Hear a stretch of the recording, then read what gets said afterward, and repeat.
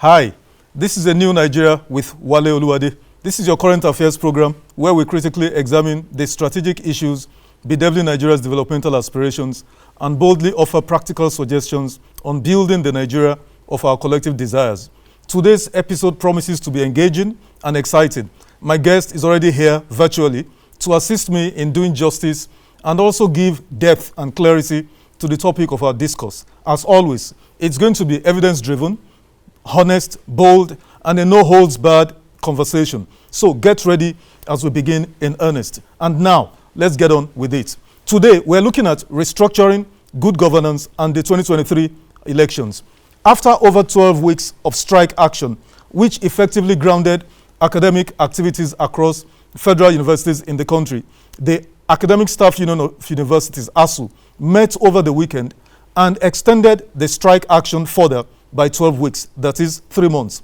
Think about that for just a minute, please.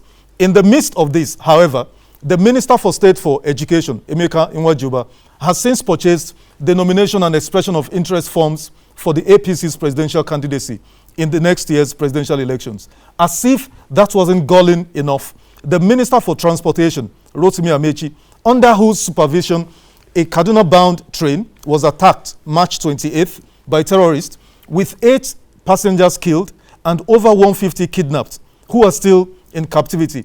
He also, not only purchased the presidential forms for the APC's presidential candidacy, but has also been traveling, across Nigeria to woo delegates to become the party's, candidate at next year's election. The same applies to the Vice President, Professor Yemi Osinbajo, Labour Minister, Dr. Chris Ngige, the Attorney General of the Federation, who's, reportedly running to become Kebbi State, governor. Mr. Godswill Akpabio, also Niger Delta Minister, is also, wants to be President of Nigeria. And yet, as scandalous as the foregoing seem, even the most die-hard critic of Nigeria's governance lawlessness would never have imagined that a sitting CBN governor would become embroiled in partisan politics in clear violations of the provisions of the CBN Act, the BOFIA, that's Bank and Other Financial Institutions Act, and the Public Service Rules, not to mention Nigeria's Code of Corporate Governance, which was signed, in 2018. And so, I ask, is there any depth our elected and appointed public officials will not plumb? Now, how is it that it appears as if there is absolutely no authority capable of reining in these appointed public officials who have seemingly become laws unto themselves? Indeed, who's attending to the, several governance crises confronting Nigeria presently? These, and others are the issues we seek, to answer in today's episode of the program. My guest is here, Mr. Dele Farotimi. We'll take a short break, and when we come back, we'll get right into the conversation. Stay with us, please.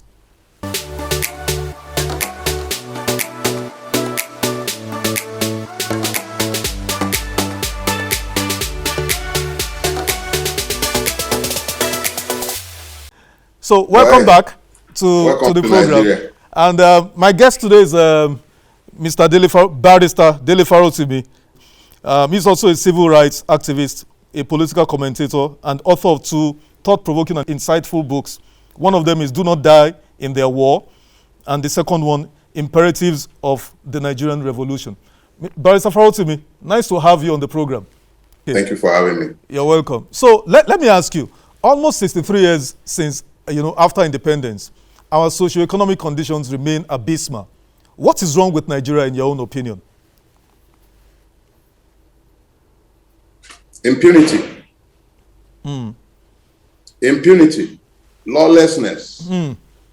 Please expatiate. Give us context. Total absence of the rule of law. The complete and total control of impunity over the governance of the country and the running of its affairs.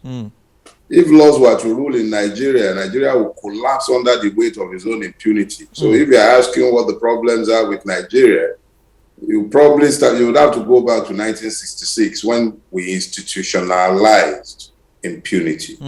That was the last time the will of the Nigerian people mattered. That was when the Nigerian people lost their sovereignty That was when we last had any say as to how we were to be ruled. And we've been unilaterally restructured to be governed by impunity since then. That's what it is.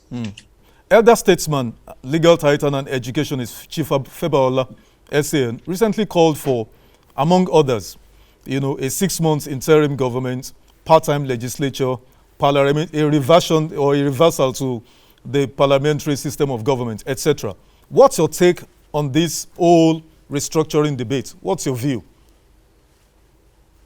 Look, the reality of our situation is that for as long as we continue to have a situation where people are not doing what they are meant to do, when the country is in itself governed by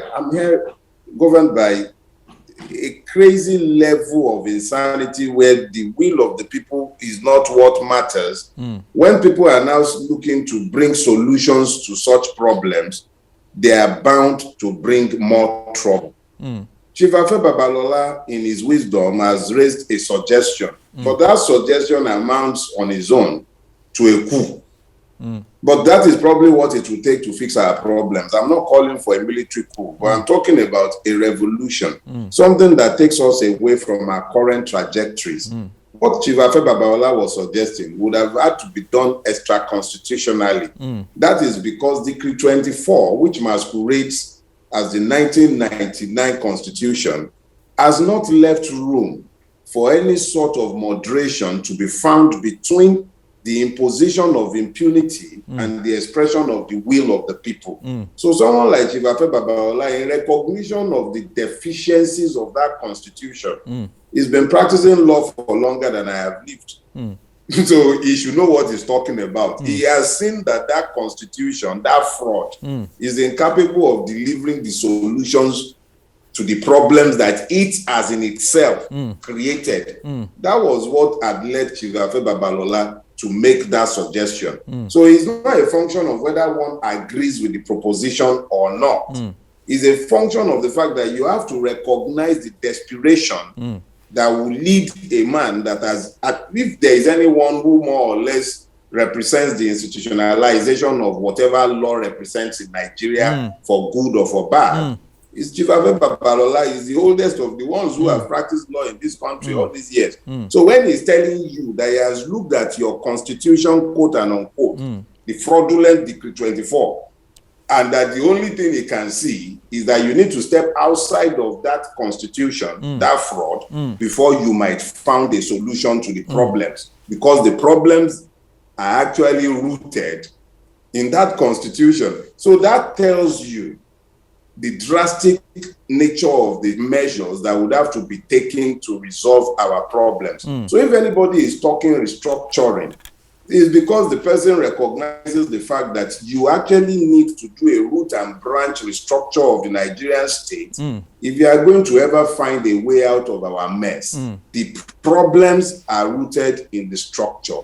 There is a reason why our founding fathers settled for federalism. There were reasons. They had alternatives. There was something of a unitary system aping the British system until the Littleton Constitution of 1954.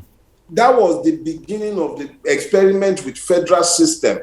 And the federation was found and rooted in the 1960 Constitution and further affirmed in the 1963 Constitution. Seemingly rhetorical question. Does it appear to you that there is a government in Nigeria, or there is a supervising authority, presiding over the affairs of Nigeria? And let me give a quick rider to why I ask this question. The ministers, a few of them, are running around wanting to become president in 2023. And these are not just ministers, if I may use the word of, manning portfolios that probably are not important. All the portfolios are important, pardon my use of words. Take, for instance, the Minister for Education or the Minister for Transportation. They have abdicated their responsibility, as it were. Somebody appointed these ministers to help him to achieve his objectives when he was elected. Now, these guys have abandoned their so-called, duties. They are running around wanting to be president, and nobody is calling them to order. And as it were, their duties and responsibilities have been, totally abandoned. What do you think? Understand something. Nigeria is a freak of nature, something of a Frankenstein. It has not been brought about by the will of the people who are trapped within its borders. And it is not existing by the grace of those trapped within its borders. It exists by sheer force and is preserved almost exclusively for those who rules it, not for those who live within it or pretend to live within it. Precariously too, if I might add. Now, you ask if there is a government. I say there is none.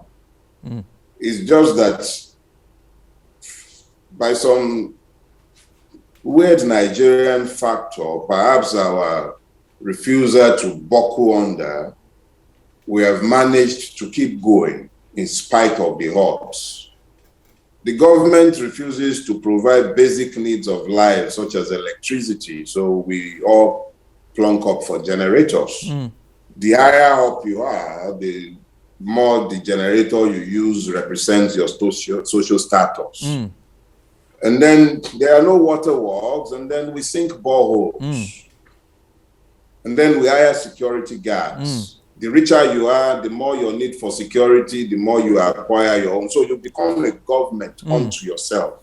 We subsidize government inefficiencies, corruptions, and lack of imagination. We don't even ask questions anymore. So we've accepted the failure of governance for almost an entire generation. My generation lived on government infrastructures. We went to government schools, but our children are not going to government schools. So we have for long gotten used to the idea of not having a government. So by the time what Buhari has done successfully, if I might say, and it's a success, and I'm very grateful to him for it. What he has done by the circles of the absurd that he has opened up with this is transition, this is succession game. What he has done is that he has afforded us the opportunity to see the Nigerian politicians for what they truly are. Self-serving, self-interested, self-absorbed, selfish, incapable of even recognizing what is in his own better interest. The theater of the absurd that they are showing shows you is already clear. We don't have a government. Wow. You can't even exclude a single one. And it's not just at the federal level. It's very easy to focus on the circles in Abuja. But look all over the federation, there really isn't any governance going on anywhere. If the citizens stop carrying the government on its back, they will not collapse. The reality is that the Nigerian remains his own government. We are still living in the state of nature. That's why we can't step outside city perimeters anymore, because we can't all pretend insufficient numbers to provide security outside the city limits. So the state is not just a government. The state itself is failing because the police is not the government. The police is part of the state. Exactly. The soldiers, the armed forces, those are part of the state. That's not government. The only thing that seems to interest anybody in Nigeria these days is how to steal more and more, and then how to succeed those who are already there, so that they will decide who decides who steals what for the next 4 years. So as far as government is concerned, let's move beyond it. The government is already gone. It's failed spectacularly. When the state itself is under attack by non-state actors, left, right, center, everywhere. So we've moved beyond the failure of the government. Let's deal with the failure of the state. Thank you, Mr. Farotimi. We'll take a short break, and then when we come back, we'll continue with our interview. Please stay with us.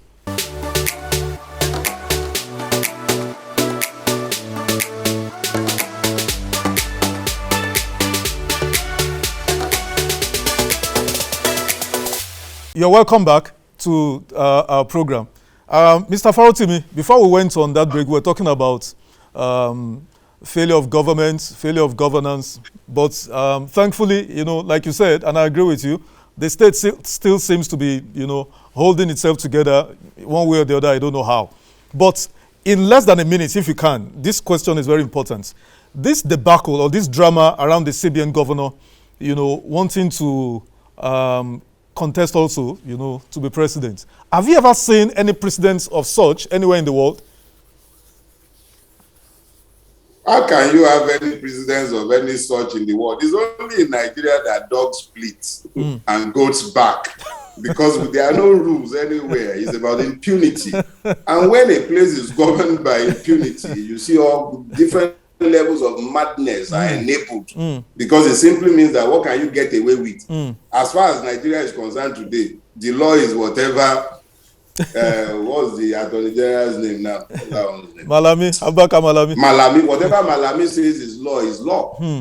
So when they can delete, when Malami can take on the job of the National Assembly and be deleting a section of an enactment of the National Assembly in a suit. So look, the reality is that the only reason you have an Emefiele situation is because we are in Nigeria. In any society governed by law or morals, where we've not enthroned the absurd, something like that would be an abomination. Exactly. The man is in a position of trust, of public trust. INEC keeps sacred documents in his vaults. The man, he has determined the economic direction. He's been more of a minister for economy than the CBN governor. He's only in Nigeria. Look, the reality is, if we talk about Emefiele from now till tomorrow, it's like talking about Kyari as though when they caught Kyari, I get the point. Corruption ended in the Nigerian I think police. you've made the point. We can talk about Emefiele from now till tomorrow. The reality is that it's just a type. He merely represents the level of impunity that has become enthroned in Nigeria. There is nothing special about what Emefiele is trying to do. It's normal in Nigeria. We've normalized madness. I get your point. When we talk about Emefiele, let's be sincere with ourselves. We are merely being selectively outraged. There are sufficient outrages going on in Nigeria. You understand? It's like you're all hunched over your caca inside the public latrine, and then you are complaining that somebody is farting. We've become acculturated to madness. That's why you see an Emefiele. I get your point, Mr. Farotimi. Madness. Let's round up. For time. Let's round up. Let me ask you this. I mean, preparations are in full swing towards next year's general elections. What would be your recommendations? Because we still have to make do with this democracy, one way or the other, and hopefully think that next year maybe we would find a way to get someone. What would be your recommendations for us going forward? Well, that recommendation, you must understand that I offer it with a very huge caveat. Exactly. The presumption is that there will be an election in 2023. Presumption. There are several reasons why one needs to seriously question and doubt that. But since we are presuming that there will be an election, I would imagine that Nigerians will be guided by the spirit of equity, justice, and fairness.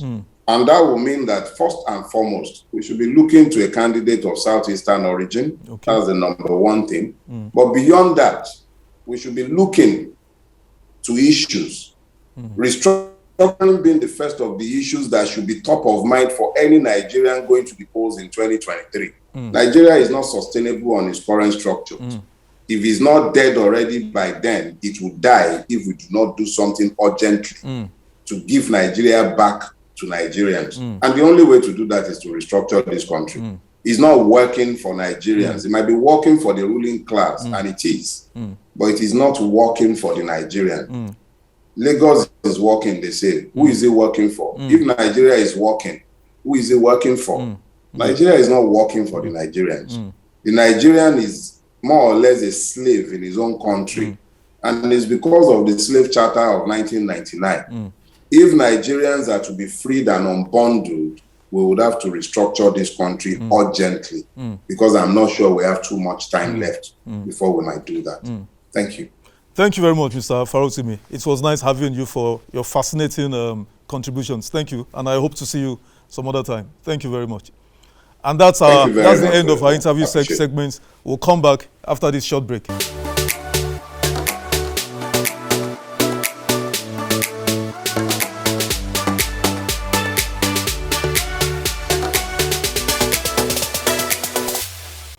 And here are my closing statements. Like I always say, this country could have become so much livable if only we had sufficient men of conscience and principles at the helm of strategic levers of our governance architecture. Let me restate, and I shall not tire of saying it. Can these so-called leaders, for once in their lives, put the interest of this beautiful and blessed land called Nigeria first, above their personal and selfish interest? Can these people, for once, appreciate that public service is a great trust, and it is solely for the delivery of the most good to the highest number of citizens of this country? Maybe if we plead or cry, they might just hear and consider, the cries and the agonies of the suffering masses of Nigerians. Can these oligarchs, by the mercies of God, consider the plight, of idle undergraduates who have been home for 3 months and their forced idleness has just been extended by another 3 months? What about the jobless youths suffering in their tens of millions, and our compatriots languishing in kidnappers' den, and those killed daily by terrorists and bandits? What about the hunger and poverty ravaging this land? What about businesses forced to close shop due to lack of electricity and the prohibitive costs of diesel to power electricity generating equipment? Now, while on this, recent reports by WAEC, that's the West African Examination Council, indicates that Zamfara and Sokoto states public schools haven't presented students for SSC, Senior Secondary School examination, scheduled to begin May 16th. Yet, these two states, have been in the news lately for all kinds of wrong reasons.